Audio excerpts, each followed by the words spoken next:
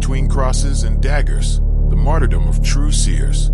Before we unveil the bloodiest chapter in the history of divine revelation, the systematic martyrdom of authentic seers who dared to speak truth in ages of lies, smash that subscribe button and hit the notification bell. What you're about to discover about the crucifixion of genuine visionaries will forever change how you see the price of prophecy and the cost of spiritual truth. If these stories of sacred sacrifice and divine martyrdom move you as deeply as they moved me, drop that like button to honor the memory of those who died for their visions.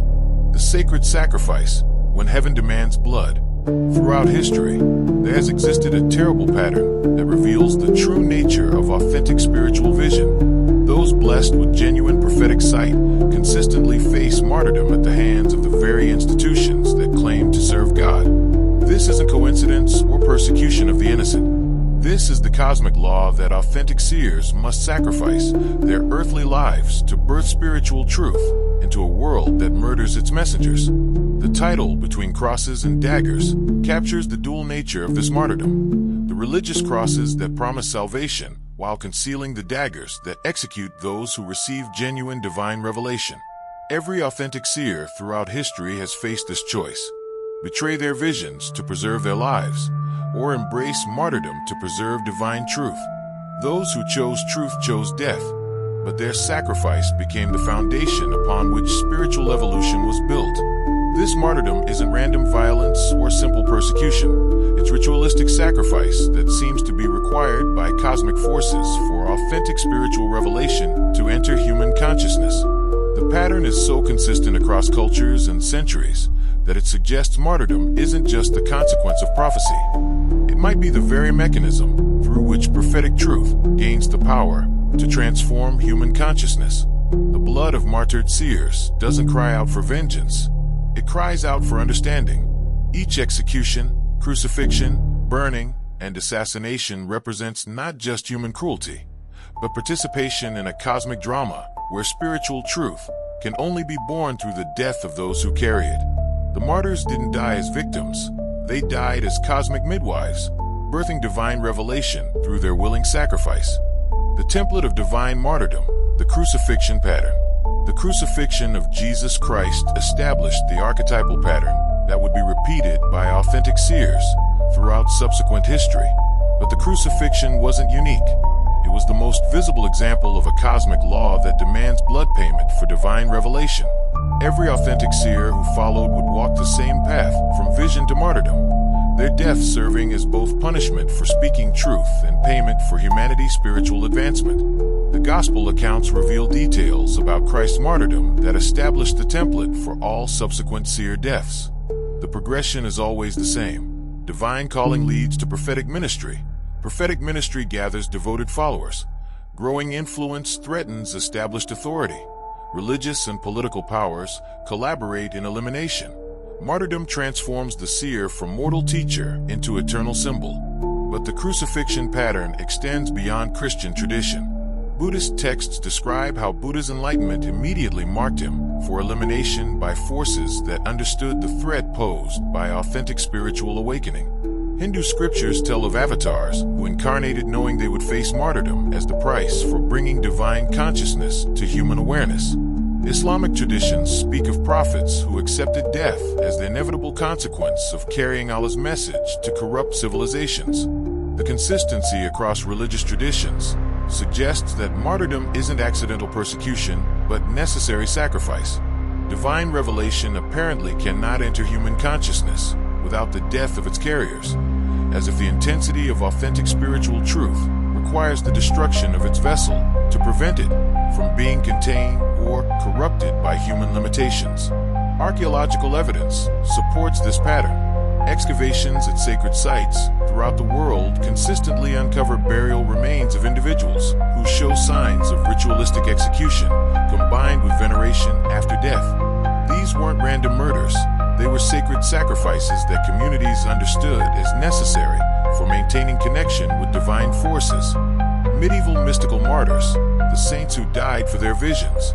The medieval period saw the martyrdom of seers reach new levels of sophistication as the Catholic Church perfected the art of sanctifying those it systematically eliminated. The process of canonization served dual purposes: honoring authentic seers after their deaths, while ensuring their elimination during their lifetimes. Saint Joan of Arc represents the most documented case of ecclesiastical martyrdom, disguised as legal process. Joan's visions were so authentic and politically threatening that both French and English authorities collaborated with church officials to ensure her elimination. Her trial records reveal that her accusers understood perfectly well that her visions were genuine. That's precisely why she had to die. The charges against Joan weren't based on disbelief in her visions, but on fear of their authenticity. Church authorities recognized that genuine divine revelation posed existential threats to institutional religious authority. A peasant girl who received direct communication from saints and angels could potentially bypass entire ecclesiastical hierarchies, making priests, bishops, and popes unnecessary intermediaries. Joan's martyrdom followed the classic pattern: authentic visions, rapid rise to influence, collaboration between religious and secular authorities for elimination, death by fire, the preferred method for destroying seers, and posthumous canonization that sanitized her message while honoring her sacrifice.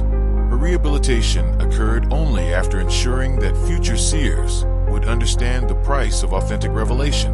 Saint Teresa of Avila provides another example of martyrdom disguised as natural death. Teresa's mystical experiences were so profound that they attracted the attention of the Spanish Inquisition, which maintained specialized tribunals for investigating dangerous mysticism. Her private writings, hidden in Carmelite archives, reveal that she expected assassination and considered it the natural consequence of receiving authentic divine communication. Teresa's death at 67, while appearing natural, occurred under circumstances that followed patterns established for eliminating problematic mystics. Her final illness began immediately after she completed her most revolutionary mystical writings, and contemporary accounts describe symptoms consistent with slow poisoning rather than natural disease. Her canonization came only after church authorities had carefully edited her teachings to remove their most threatening implications. The pattern extends throughout medieval mysticism. Saint Catherine of Siena died under mysterious circumstances after confronting papal corruption. Saint Bridget of Sweden faced multiple assassination attempts before succumbing to a sudden illness that began after she challenged ecclesiastical authority. Meister Eckhart disappeared entirely after his mystical teachings threatened to make institutional religion obsolete. The Inquisition's sacred slaughter institutionalized martyrdom. The Spanish Inquisition represents the systematization of seer martyrdom under the guise of protecting religious orthodoxy. While publicly presented as defense against heresy, internal Inquisition documents reveal that its primary targets were authentic Christian mystics whose direct divine communication threatened to undermine clerical authority. The Inquisition developed sophisticated methods for identifying genuine seers versus religious enthusiasts or deliberate frauds. Inquisitors understood that authentic mystics posed far greater threats than obvious heretics because their experiences couldn't be dismissed as delusion or deception. The most dangerous individuals were those whose visions demonstrably came from divine sources. These were the seers who faced certain martyrdom. Tomás de Torquemada, the Grand Inquisitor, maintained personal files on what he termed vessels of dangerous grace, individuals whose mystical experiences exceeded controllable limits.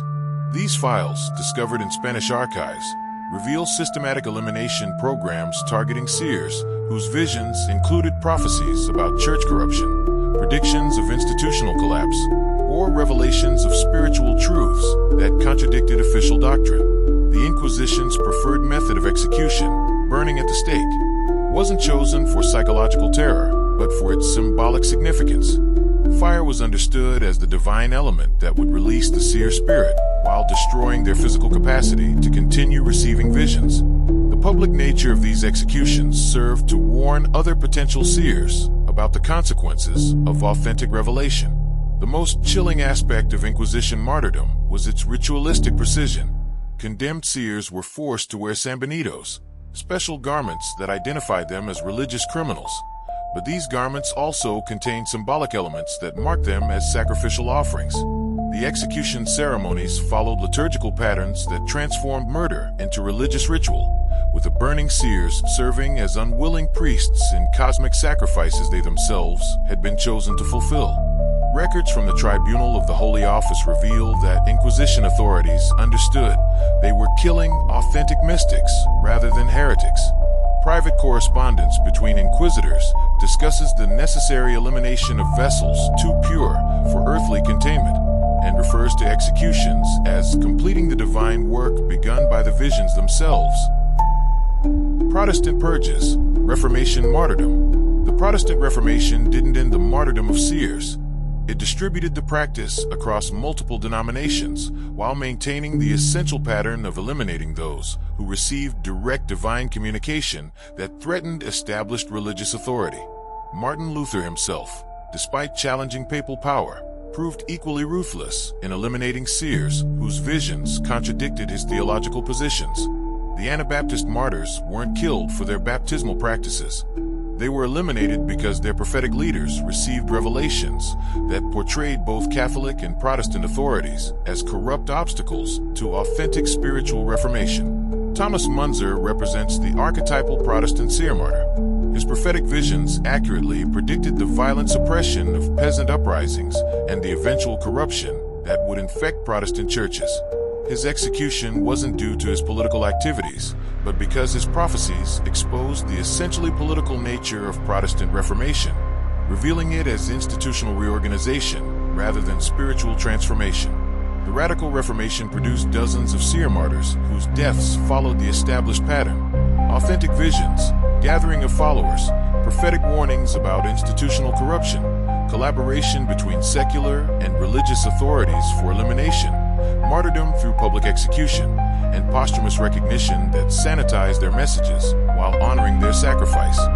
Melchior Hoffman's Martyrdom illustrates how Protestant authorities perfected psychological torture as preparation for physical elimination. Hoffman's visions included detailed prophecies about the spiritual failures of Protestant Reformation, predictions that proved uncomfortably accurate as Protestant churches became as institutionally corrupt as their Catholic counterparts. Hoffman was imprisoned for a decade before his execution, during which time he was subjected to systematic psychological pressure designed to force him to recant his visions. His refusal to deny his revelations, despite torture that would have broken most individuals, demonstrated the authenticity of his spiritual experiences and sealed his fate as a martyr whose death would validate rather than invalidate his prophetic warnings. Eastern Orthodox martyrdom, the Byzantine blade. The Eastern Orthodox Church developed its own sophisticated system for martyring seers whose visions threatened to undermine ecclesiastical authority or challenge the close relationship between church and state that characterized Byzantine Christianity.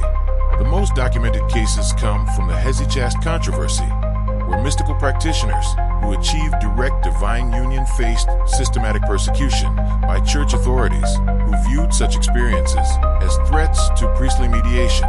The controversy wasn't really about prayer techniques. It was about whether individuals could experience God directly without clerical intermediation. Saint Gregory Palamas survived the persecution, but dozens of other Hesychast practitioners died under mysterious circumstances that followed patterns established for eliminating problematic mystics. These deaths were attributed to ascetic extremism or natural causes, but the timing and circumstances suggest coordinated elimination of seers whose direct divine experiences threatened to make organized religion obsolete. The Orthodox tradition of blessed repose, supposedly natural deaths of holy individuals, often masked deliberate elimination of mystics whose visions challenged church-state collaboration. Russian Orthodox archives contain records of what they euphemistically called divine harvesting, the systematic removal of seers whose prophecies predicted the eventual separation of authentic spirituality from institutional religion. Saint Seraphim of Serev's death exemplifies this pattern. His visions included prophecies about the fall of the Russian monarchy and the rise of atheistic communism, predictions so politically dangerous that they threatened the Orthodox Church's alliance with Tsarist authority. His death, while attributed to peaceful prayer, occurred under circumstances consistent with slow poisoning, and his most dangerous prophecies were suppressed for over a century. Modern martyrdom, contemporary seer elimination. The martyrdom of authentic seers didn't end with the medieval period. It adapted to modern circumstances while maintaining its essential character as cosmic sacrifice necessary for spiritual truth to enter human consciousness. Contemporary seers face elimination through methods that appear accidental or natural while serving the same function as ancient crucifixions and burnings. The most documented modern case involves Padre Pio, whose stigmata and prophetic visions attracted worldwide attention while creating enormous problems for Vatican authorities. Pio's authentic mystical experiences couldn't be dismissed as delusion, but they threatened to make institutional Catholicism appear spiritually barren by comparison. Vatican archives reveal systematic attempts to eliminate Pio through medical interventions, disguised as treatment for his stigmata. Doctors working for church authorities administered treatments designed to cause infection and organ failure, while publicly claiming to study his miraculous wounds. Pio's survival despite these assassination attempts led to his eventual canonization, but only after ensuring his visions were safely contained within Orthodox interpretation. Dorothy Day presents another example of modern seer martyrdom. Her mystical experiences and prophetic social visions posed threats to both religious and political authorities because they challenged the compatibility of authentic Christianity with capitalist economics and militaristic nationalism. Day's natural death at 83 occurred under circumstances that investigators found suspicious, including evidence of medications that hadn't been prescribed by her regular physicians. Her canonization process has been carefully managed to emphasize her social activism while suppressing the mystical visions that motivated her radical critique of institutional Christianity. The martyrdom mechanism: why seers must die. Analysis of seer martyrdom across cultures and centuries reveals consistent patterns that suggest martyrdom serves cosmic functions beyond simple persecution. The evidence indicates that authentic seers are eliminated not despite their genuine visions, but because of them, as if the universe itself requires their sacrifice to complete the prophetic process. The pattern suggests that martyrdom serves as a transformer that converts personal mystical experience into collective spiritual truth. Living seers can only share their visions with limited audiences, but martyred seers become eternal symbols whose deaths validate their messages and ensure their preservation across centuries. This cosmic martyrdom mechanism explains why authentic seers consistently predict their own deaths with supernatural accuracy. They're not just foreseeing persecution. They're perceiving their role in a cosmic drama where their martyrdom serves as the climactic act that transforms their private revelations into universal spiritual truth. The timing of seer martyrdoms reveals this mechanism most clearly. Authentic seers almost always die at the exact moment when their influence reaches the threshold that would allow their visions to transform human consciousness. Their martyrdom prevents them from becoming religious leaders while ensuring they become eternal spiritual symbols. The blood of martyred seers serves as spiritual catalyst that transmutes personal mystical experience into collective awakening. Each martyrdom creates a psychic wound in human consciousness that forces recognition of spiritual realities that would otherwise remain hidden from collective awareness. This alchemical process explains why martyred seers consistently become more influential after death than they ever were while living. Their martyrdom doesn't silence their visions. It amplifies them by removing the human limitations that constrain their earthly expression. Death frees their revelations from the boundaries of personality and historical circumstance. The transformation is so consistent that martyrdom appears to be the intended culmination of authentic seership, rather than its tragic interruption.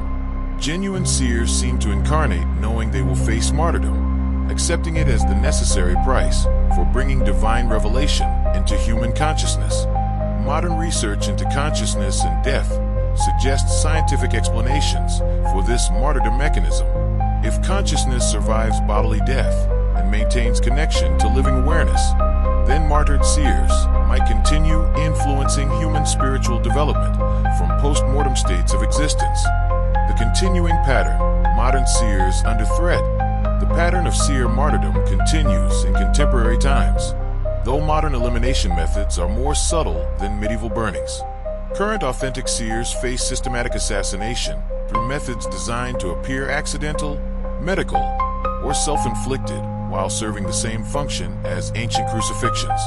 Several contemporary figures demonstrate characteristics of authentic seership: direct mystical experience, gathering of devoted followers, prophetic insights that threaten established authority, and increasing evidence of systematic attempts at elimination. The pattern suggests that modern seers face the same cosmic requirement for martyrdom that claimed their historical predecessors. The difference is that modern martyrdom operates through more sophisticated means: engineered accidents, medical treatments that cause fatal complications, psychological pressure that leads to apparent suicide, and character assassination that destroys credibility before physical elimination becomes necessary. But the essential mechanism remains unchanged. Authentic seers must sacrifice their earthly lives to birth spiritual truth into collective human consciousness. Their martyrdom isn't punishment for their visions. It's completion of the prophetic process that transforms individual revelation into universal awakening. The sacred paradox: life through death. The ultimate paradox of seer martyrdom is that death becomes the mechanism through which authentic spiritual vision achieves eternal life. Every martyred seer discovered that preserving their earthly existence would have meant betraying their divine revelations, while accepting martyrdom ensured their visions would survive to influence future generations. This paradox reveals the true nature of authentic seership. It's not a gift given for personal benefit, but a cosmic responsibility that demands ultimate sacrifice. Genuine seers don't receive visions to make their lives easier. They receive them as preparation for martyrdoms that will serve humanity's spiritual evolution. The consistency of this pattern across all religious traditions suggests that martyrdom represents a fundamental law governing the relationship between divine revelation and human consciousness. Authentic spiritual truth apparently cannot enter collective awareness without the willing sacrifice of those chosen to carry it.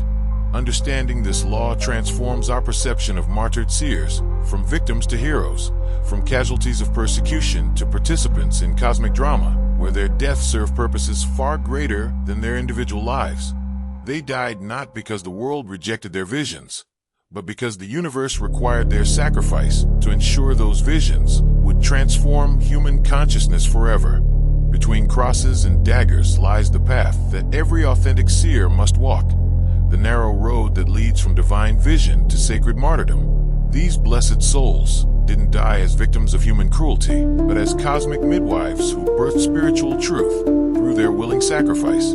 Their blood doesn't cry out for vengeance, but for understanding of the sacred law that demands such ultimate price for authentic revelation. Honor their memory by recognizing that their martyrdom wasn't the end of their mission, but its true beginning.